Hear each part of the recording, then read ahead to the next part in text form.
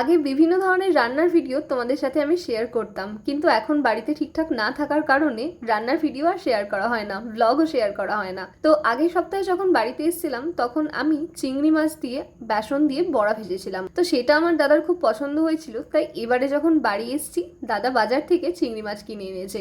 আবদার সেরকম ভাবে বড়া বানিয়ে খাওয়াতে হবে, তো আমি আবার চিংড়ি মাছের সাথে সাথে কয়েক টুকরো চিকেনও দিয়ে দিয়েছিলাম। সকালবেলা দাদা বাজার থেকে আনার পর চিংড়ি মাছটাকে কেটে ছাড়িয়ে ওর মধ্যে আমি কিছুটা লেবুর রস, নুন, সাথে হচ্ছে আদা রসুন গ্রেট করে মাখিয়ে রেখে দিয়েছিলাম। এবারে সন্ধ্যাবেলায় যখন বড়াটা ভাজবো তখন আমি বেসনের একটা থিক পেস্ট তৈরি করে নিয়ে তার মধ্যে ওই চিংড়ি মাছ আর চিকেনের টুকরোগুলোকে দিয়ে দিয়েছিলাম। এবারে ফ্রাইং প্যানে তেল গরম করে সুন্দর করে চিংড়ি আর চিকেনগুলোকে লাল লাল করে একদম লো ফ্লেমে ভেজে নিয়েছিলাম।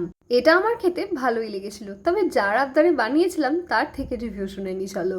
So how are you feeling now? চিংড়ির বড়া পেয়ে তুমি কেমন খুশি দাদা? এই পুরো প্লেটটা আমায় দিলে আমি খুশি হব।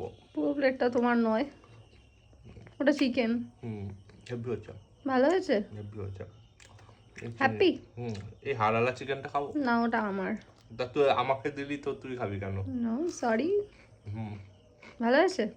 Heavy soft.